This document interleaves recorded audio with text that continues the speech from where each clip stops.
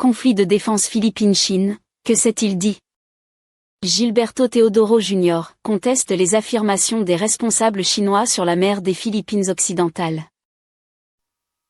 Recently, the U.S. Secretary of State Marco Rubio said that the Russian-Ukraine war is a proxy war between nuclear powers and needs to be ended. And meanwhile, the United States is selling more arms to this region and setting up more military bases in the Philippines. So, if the proxy war in Europe needs to be ended, are you concerned that a proxy war in Asia might be launched? Thank you. And also from China, Da Pengqi. Thank you, moderator. First, is a very brief comment. Actually, I really appreciate the viewpoint made by Deputy Prime Minister from Thailand. He said we should push forward cooperation and unity, not the division.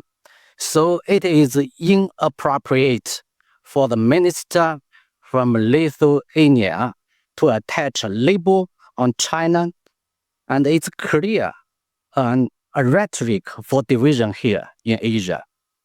And my question is for the Philippine Secretary of Defense.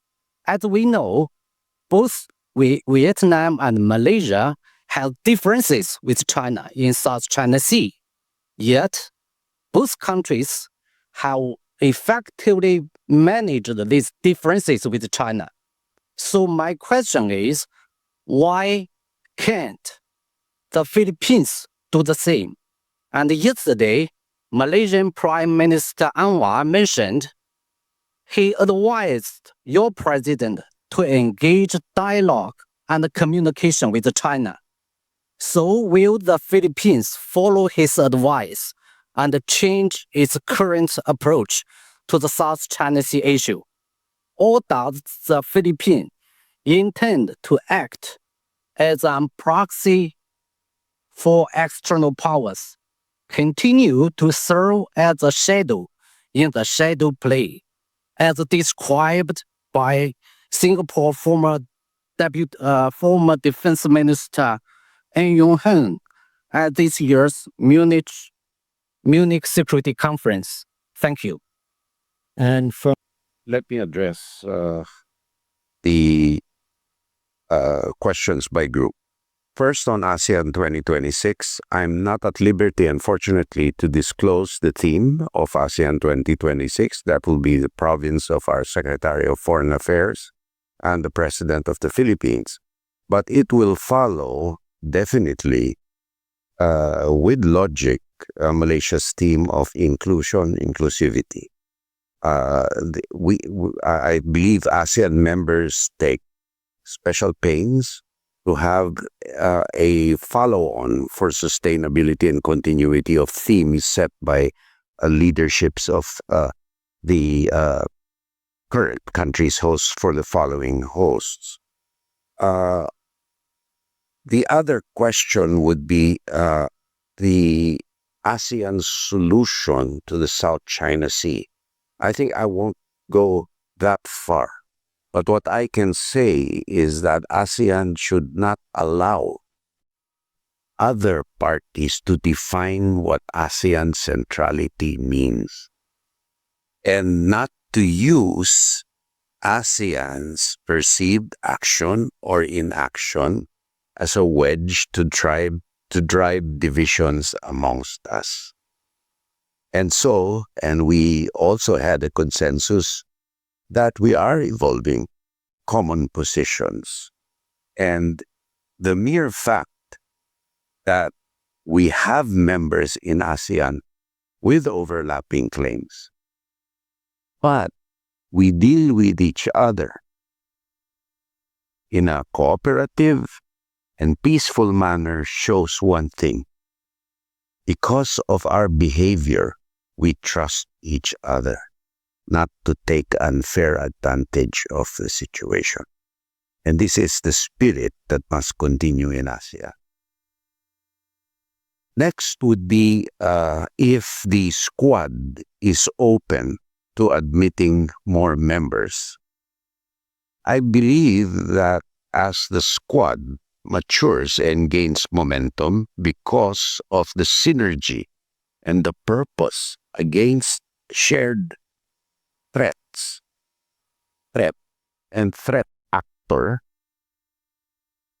a lot of people who may perceive that they are or may be victimized by the aggressive behavior of that threat actor will want to join. And then we cross the bridge when we get there. On defense cooperation with Europe, certainly, because knowledge knows no boundaries, technology knows no boundaries. And as I said earlier, we know the challenges, the threats facing us. We know who are the actors behind it. And the smaller states have an interest to cooperate, to preserve our territorial integrity and sovereignty. And this is the spirit of multilateralism. It should know no borders. However, there should be a common understanding that we fight for the UN Charter and UNCLOS. Now, to our Chinese interlocutors, I shall address you collectively. And thank you for the propaganda spills disguised as questions.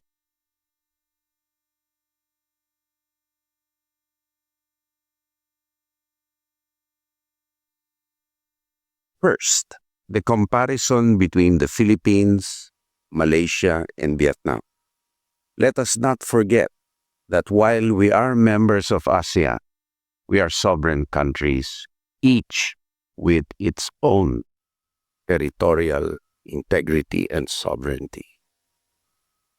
And I am sure that if what China is doing to the Philippines is done to Malaysia or to any ASEAN country, you would see a different reaction.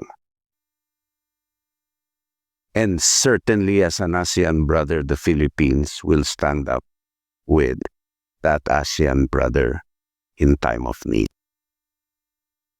in support and in defense of what is international law and UNCLOS.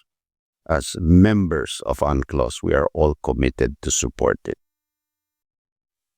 On the dialogue with China, unfortunately, in my personal opinion, the fact that the question was asked in the way it does, it engenders a deficit of trust in China's words vis-a-vis its actions. I just look back to 1995 on a place called Mischief Reef. There were few bamboo structures erected there, and China said that these were temporary havens or fisherfolk. Now you have an artificial military island, heavily militarized. China says that it has peaceful intentions. Why does it continue to deny the Philippines its rightful provenance under international law and UNCLOS? And as proof of this, we do not stand alone. No country in the world supports the 9-dash line claim of China, or the idea that waters within this 9-dash line are internal waters of China. Several countries in the world, no less than 50, have joined the Philippines in condemning China's behavior in the South China Sea. None have agreed with China, and none has condemned the Philippines for standing up against China in the face of a threat to its territorial integrity and sovereignty, for which I thank the members in this chamber right now for your support. And thus, for dialogue to be effective, it must be coupled with trust. And China has a lot of trust building to do to be an effective negotiating partner in dispute settlement. We have to call a spade a spade.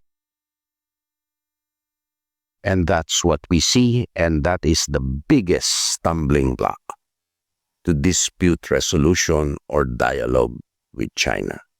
That deficit of trust, which I think any rational person or any person that is not ideologically biased with freedom of thought and freedom of speech will agree with me. And lastly, external policy sometimes is a mirror of internal conditions, and vice versa. I, for one, cannot trust a country which imposes, represses its own people.